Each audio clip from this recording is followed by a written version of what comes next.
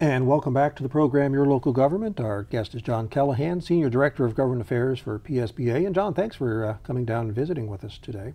In the first segment, we were speaking about the budget crisis and it's how it's affecting schools, but it's also affecting other programs as well. Tell us about those briefly. Yeah, I mean, schools, as I described before, they receive part from the state and part from your local tax dollars. Now, other programs across the state, like pre-kindergarten or pre-K counts, those are fully funded by the state, so they haven't received any money. So if you actually have a kid in one of those programs, they potentially are canceled or postponed at this stage. So there are those immediate impacts that we're seeing right now.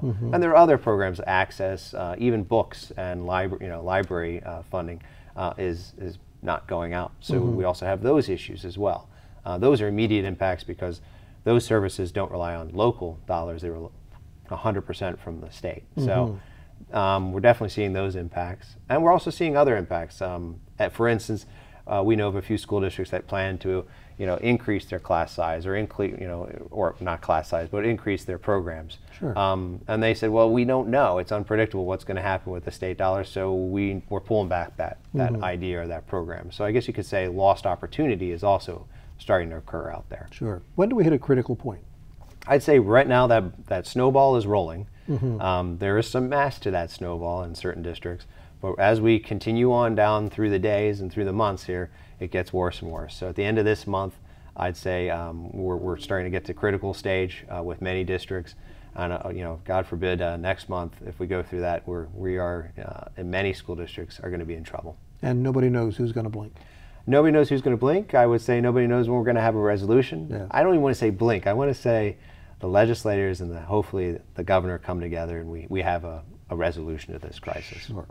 Very briefly, part of this is also formulas as to how schools get the money. That's rather complex, but if you could just touch on that briefly. We never had really a formula on how the state gets the money down to local school districts. That was in any way fair or kind of comprehensive. There was a commission that was formed, the Basic Education Funding Commission, that looked at that and came up with a way that is fair and comprehensive of how you get those dollars down to districts in a way that takes into account poverty, English language learners, and other issues within a school district, because these things cost money. Poverty costs, English language learners cost. So those school districts that have a preponderance of those issues should get a little bit more, and those that don't shouldn't. So it also takes into account tax and the ability to tax on the local level and how much you're doing that. So there's a lot in that formula, but at the end of the day, our association is very happy with it because it really takes into account the right way to get dollars to districts from the state that's fair. Sure.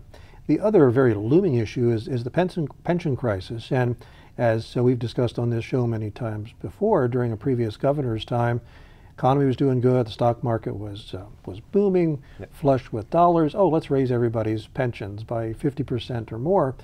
And then we had the recession, the stock market took a dive, and now it's time to pay that bill. And what's happening to the schools is when you look at the percentages of pension cost that they have to contribute, because the school district have to put money in the pension fund, it's just astronomical increases. So bring us up to date on that and how that's putting another kink in the whole educational system. Pensions is one of the biggest crises we have that we look at in the education. I mean, other than the budget, obviously that's a big crisis. We need to get those dollars. But this will get resolved one way or another. Exactly. The pension crisis is in essence, the legislature kind of built this one themselves, and the economy contributed to it.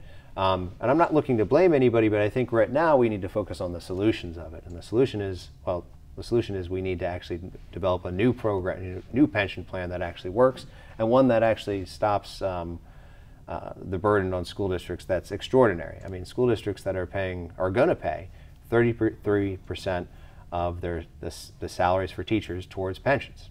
And that's just untenable. I mean, it just doesn't work for school districts. It doesn't work for any business. I mean, businesses pay usually 7 to 8%, if they're really good, towards their pension system for employees' salaries.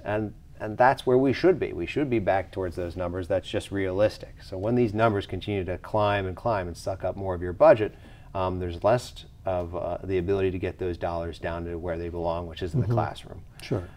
So we need a long-term fix, but we also need a short-term fix. The legislature is working on that. They have Senate Bill 1, and that's more of a long-term fix with some short-term changes, but we need a big plan to get this done, and hopefully the governor and the legislature can come together, because that in itself, if you had reform on pensions that provided savings, that's money that goes towards education at the end of the day. That's education dollars. Sure, but from what I understand, even the governor and the legislature disagree on how to handle this as well. Yeah, I mean, this is another big sticking point in the budget. You know, you got the overall funding for education, you also have the pension crisis as a big one. And I think everybody realizes we're at a crisis stage with that too. I mean, you just can't go on continuing to have that sucked out of your budget in an unpractical way. And school districts across the district, some of them have saved for it, some of them haven't. And it depends on where you are, but quite frankly, it's just a bill that is getting incredibly harder and harder to pay. Sure. I've heard the analogy they've been kicking the can down the road and we're running out of road. We are, and Yes. it's time to fix it once and for all. And let's not kick it down the road. I'm not encouraging that, but I'm encouraging we got to come up with a solution that actually works. Sure. I think the legislator is looking at some things that take you from a pension that just pays X number of dollars to fixed contribution, more of an IRA kind of thing, so that you're not on the hook. But if I understand, the governor is opposed to that. Is that correct? Yeah, the governor is opposed to the 401k plan, but I think he's actually coming around. I mean, when it comes down to this issue, it's a little foggy where the governor is and where he's going to come out. And I think he's left that open because, in the end, I think he wants to negotiate on it, which is a good thing, because I think he and the administration is understanding that this bill that school districts have is too much, and we need to adjust it in some way. Now, he's proposed other things like trying to adjust how the investment model works for PSERS. That's the state pension plan. He's also proposed how the board's educated and different other we got to stop different programs within PSERS that cost money.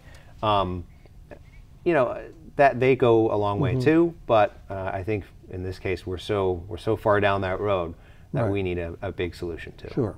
Well, is it possible that there really isn't a big solution? Because if you say, I'm not going to pay it, then the teachers' unions are going to file a lawsuit, and it looks like they'll win, that they're contractually obligated. So it looks like we can tweak, but the taxpayer's on the hook for this no matter how you look at it. Yeah, I mean, you have to pay the bill. The taxpayer's on the hook for it. You have to pay the bill that's due. But there are ways to do it. I mean, whether you bond it, whether you change the structure of the plan for new employees and take your risks down at the end of it. There are ways to kind of lessen the burden and slowly start to taper off the costs so that school districts don't have it. Does PSBA have a position they're We embracing? supported SB1 as a solution. Now that's been on the table and been changed a few times, so we're still supporting it, and we're still working with the House and Senate and the governor, hopefully, to come to a resolution on this one. Okay, well, it's time for another break. We're right back after these few words. Stay with us.